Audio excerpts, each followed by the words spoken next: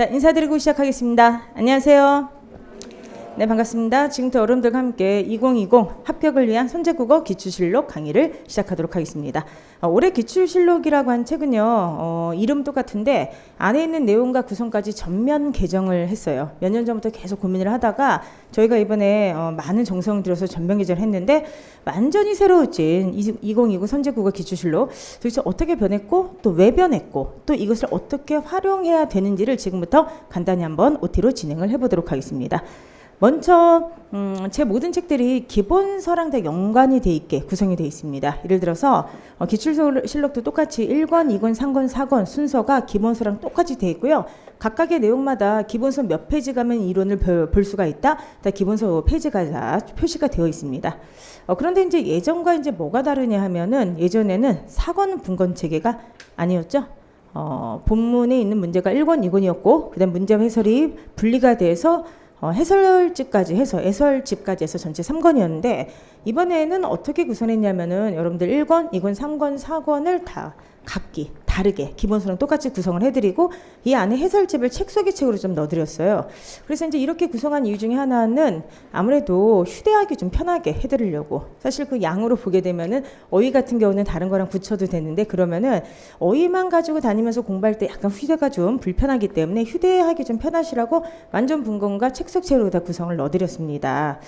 이번에 이제 기출실록을 저희가 전면 개정하면서 사실 전면 개정을 하게 된 거는 그쵸, 이번이 처음이거든요.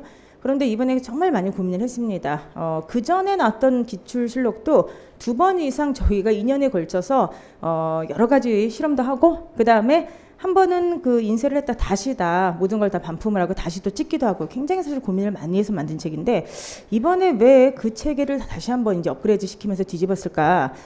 가장 뛰어난 기출문제집을 좀 만들고 싶었어요. 가장 뛰어나다고 하는 것은 여러 가지 의미가 있겠지만 일단 공무원 국어시험에 가장 맞는, 그리고 어떻게 보면 가독성이 가장 높은, 그리고 지금 시험이 예전에 비해서 단순한 게 조금 줄어들었죠. 그래서 내년에는 서울시나 기상직 같은 지식형 위주의 시험이 지금 지방직으로 지금 통합이 돼버립니다.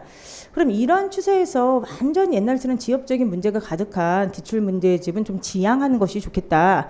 그리고 문법이라든지 이쪽의 비율이 조금 줄어들고 그 다음에 독해나 문학 같은 비중이 지금 늘어났을 때 학생분들이 기출문제집을 예전처럼 단순하게 암기 회동용만 접근한 건 굉장히 문제가 있다. 그러니까 결과적으로 가장 뛰어난 기출문제집이라 하는 것은 도대체 무엇인가? 여기에 대한 고민을 굉장히 많이 한 거예요.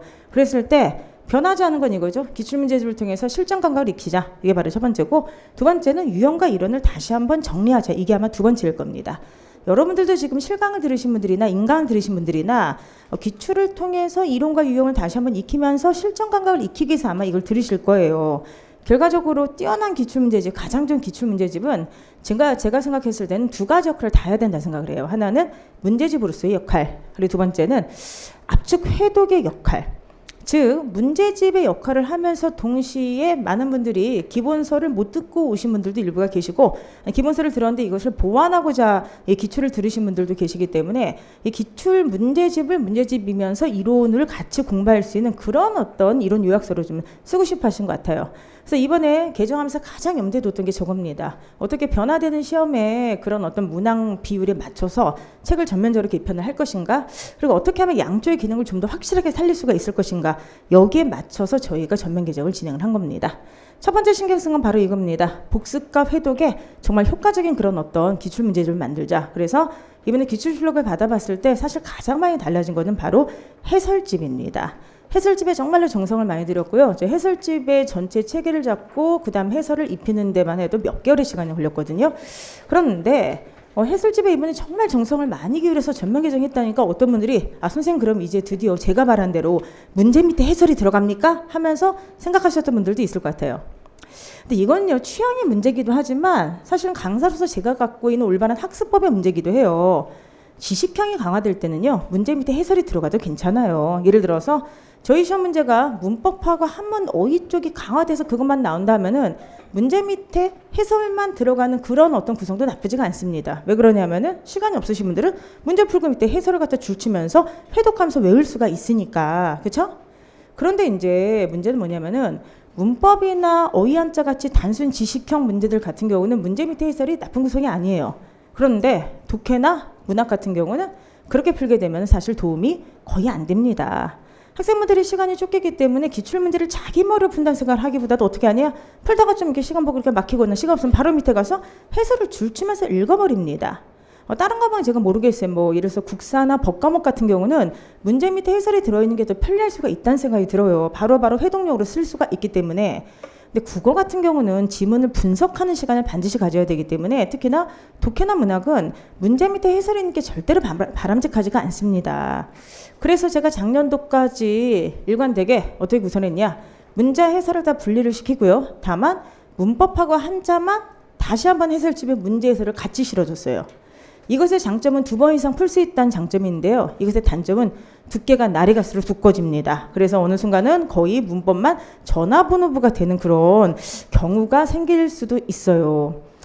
그래서 이번에 굉장히 많이 망설이고 많이 고민을 했죠. 그래서 고민을 하다가 해설집을 좀 2가지 요건을 다 만족시킬 수 있도록 해보자. 첫 번째 뭐냐면은 문제와 해설을 분리는 저희 사실 기출문제집을 만드는 이게 원칙이에요. 그래서 일부분들은 좀 약간 불편하다 느끼겠지만 제가 원하는 건 사실 공부를 무조건 편하게 하는 것만은 아니에요.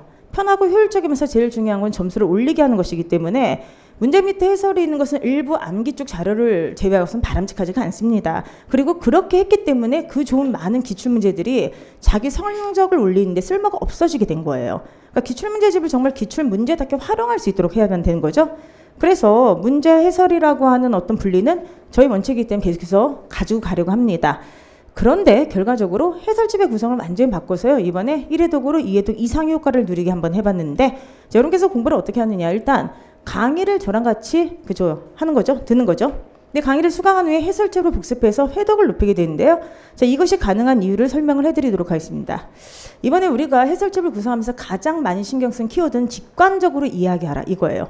그러니까 어디가 중요한 내용인지를 학생들한테 찾게 하지를 말자. 왜냐면 학생분들은 이미 문제를 미리 예습하면서 풀어오셨을 때 해설지랑 분리된 문제를 풀어오셨을 때 집중을 하셨을 거예요. 그럼 그때 이미 학생들께서 충분히 시간을 들여서 집중을 했기 때문에 해설지만큼은 좀 직관적으로 중요한 내용이 뭔지를 좀 알게 하자. 그래서 이번에 아주 친절하게 첨삭 방식의 해설을 우리가 채택을 했습니다. 그래서 여러분께서 수업을 들으시고 난 다음에 해설지를 보게 되면요. 해설지 하나하나에 다 첨삭이 되어 있습니다. 그래서 여러분께서 읽으셨을 때 이거는 O, 이거는 X, 그리고 이게 중요한 내용이구나. 이게 바로 개념어구나. 개념어라든지 OX라든지 아니면 보충해설을 일일이 다 색깔을 다르게 넣기 때문에 굉장히 직관적으로 어떤 내용이 중요한지 안 중요한지 그리고 어떤 내용을 우리가 기억해야 되는지를 알 수 있게 이렇게 했습니다. 그 다음에 이제 2번째는 문제와 해설이 분리가 되면은 가장 불편한 건 사실 그거죠. 해설지를 봤을 때 이 문제가 뭔지를 몰라. 그래서 잘못하게 되면은 해설지에 있는 내용을 일일이 또 본책에다 옮겨 적는 그 시간의 누수가 생기게 돼요. 그래서 이제 많은 문제 밑에다 해설을 달아달라는 수험생들이 사실 건의하는 게 그겁니다. 선생님, 완전히 분리가 돼 있으니까 너무 이걸 옮겨주는 시간이 많이 걸립니다. 그렇기 때문에 제 시간이 이렇게 낭비되는 게 싫습니다. 그 얘기도 충분히 일리가 있다 생각합니다. 이번에 그런 시간의 누가 생기지 않도록 구성을 한 거죠. 어떻게 했느냐? 번거롭게 문제를 다시 찾을 필요가 없습니다. 1권에 있는 이 본책을 문제를 풀 때는요. 시간을 재고 풀어도 되고요. 속도감 있게 어쨌든 간에 절대로 해설을 보지 말고 실전 문제처럼 문제를 푸세요. 그런데 이렇게 강의를 듣고 이제 문제 정답을 맞춘 다음에 혼자서 복습을 할 때 해설집을 다시 한번 봐야 되는데 해설집보다 문제보다 해설집보다 문제보다 이러면은 시간이 너무나도 많이 뺏기게 되죠. 이번에는 그래서 번거롭게 문제를 찾을 필요가 없이 문제와 정답 선택지를 같이 표시를 해줬어요. 무슨 말이냐? 보시면은 이게 문제지예요. 쌈, 그 다음에 재, 거리 이 안에 들어가 있는 숫자의 합은 이렇게 되어 있거든요. 해설지에다가 이 문제 전체를 넣었더니 너무 양이 많이 차지하는 거예요. 그래서 어떻게 했느냐? 발문과 정답만 따로 거기다 해설을 해드렸습니다. 그렇기 때문에 여러분께서 한 번 이 문제를 풀었기 때문에 문제 유형 기억하실 거 아니겠어요? 그러면은 가로 안에 들어갈 숫자의 합은 어차피 틀린 거는 상관이 없잖아. 그러니까 24개는 바늘 한 쌈이다. 그 다음에 20개는 한 제이다. 그 다음에 50개는 한 거리다. 합쳐서 94개다라고 하는 것을 직관적으로 이해를 할 수 있게 하고 그 밑에다가 나머지 보충을 넣는 보충 해설을 넣는 이런 방식을 채택했습니다. 이거는 여러분께서 그냥 말로 들으면 잘 모르시고요. 그냥 수업이 끝난 다음에 이따가 공부를 하신 다음에 저랑 같이 강의를 듣고 해설지를 한번 보세요. 그러면은 해설지에 있는 것 자체가 그냥 하나의 회독이 될 수 있도록 그렇게 구성을 했고요. 다시 문제를 찾아볼 필요가 거의 없습니다. 아주 일부를 빼놓고는요. 이것을 독해랑 문학에도 똑같이 적용을 했기 때문에 만약에 독해나 문학에서도 우리가 그럼 지문을 일일이 다시 보면서 해야 됩니까? 일본 지문은 그렇게 할 수밖에 없는 게 있어요. 그런데 독해만 하나도 되도록이면 많은 도식표를 통해서 본문을 다시 보지 않도록 구성을 해드렸기 때문에 문학도 마찬가지고요. 아주 일본 문제를 빼놓고는 다시 원문을 찾아서 다시 표시하는 그런 시간의 누수가 발생하지 않을 거라 생각을 합니다. 그래서 여러분들께서 오히려 굉장히 직관적으로 아 그래 이 문제는 답이 이거였지, 이 문제는 이게 틀렸지, 이 문제는 이게 정답이 아니었지를 굉장히 직관적으로 시간을 절약하면서 해설지만 보고도 충분히 복습할 수 있도록 그렇게 만들었고요. 그래서 여러분께서 이동하실 때는 그렇죠? 해설지만 들고 다니시면서 문제를 그렇죠? 외울 수 있도록, 암기는 외울 수 있도록, 개념어들을 익힐 수 있도록 그렇게 이제 만들어 드린 겁니다. 그 다음에 이번에 좀 완벽하진 않아요. 여기까지 이제 저희가 정말로 고민을 많이 하면서 여러 방안을 몇 번의 어떻게 보면 그 구성을 통해 가지고 확정을 지었는데 세 번째 이번에 아주 야심차게 시도를 했는데 완벽하지 않은 게 있습니다. 그게 바로 뭐냐? 정답률 수록이에요. 그러니까 어떤 문제는 제가 예상한 대로 똑같이 정답률이 나와요. 아 이게 너무 쉽죠? 그랬더니 정말 쉬워. 근데 일부 문제는 제가 이제 보여드릴 텐데 저는 되게 쉽다 생각했는데 정답률이 너무 낮았던 문제도 있고요. 저는 좀 어렵다 생각했는데 생각보다 정답률이 높은 게 있어요. 그러니까 강사의 그런 어떤 예상과 100% 일치하지는 않습니다. 그래서 제가 몇 번의 그런 경험을 한 다음에 정답률이라는 건 객관적인 자료가 정말 소중하구나 생각을 했는데 이번에 처음으로 한번 정답률을 수록을 해봤습니다. 그런데 좀 죄송한 게 이거는 제가 어떻게 할 수가 없어요.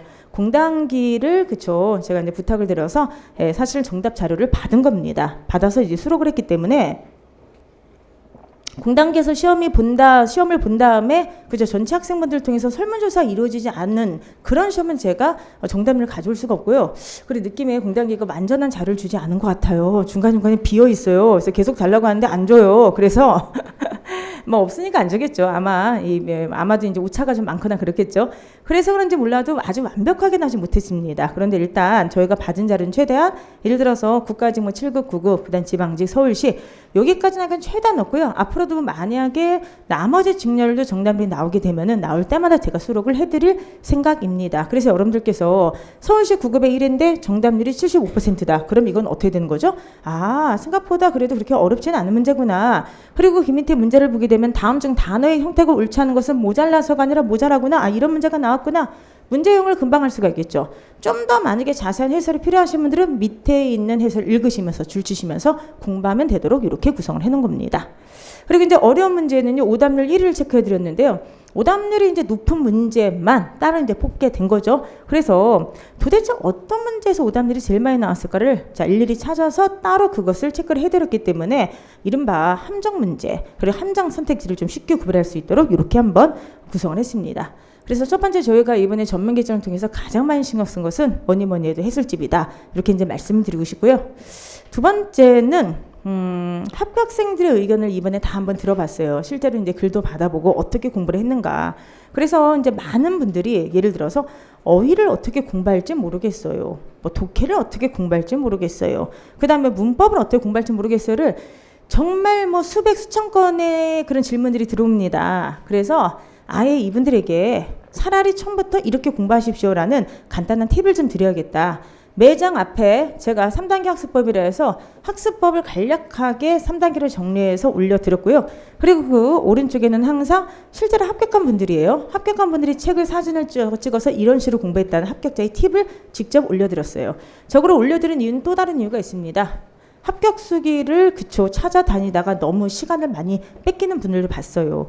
그리고 이제 사람들마다 공부하는 법이 다 다르기 때문에 합격 수기를 수백 개를 읽으니까 오히려 또 헷갈린다는 분들이 있어요. 그래서 그냥 여기에 올라간 합격자들의 방식대로 기출실록을 활용하셨으면 좋겠습니다. 이분들이 실제로 공부했던 기출실록 그 책의 사진은 그대로 받아 넣었기 때문에 여러분께서 참고를 좀 하셨으면 좋겠어요.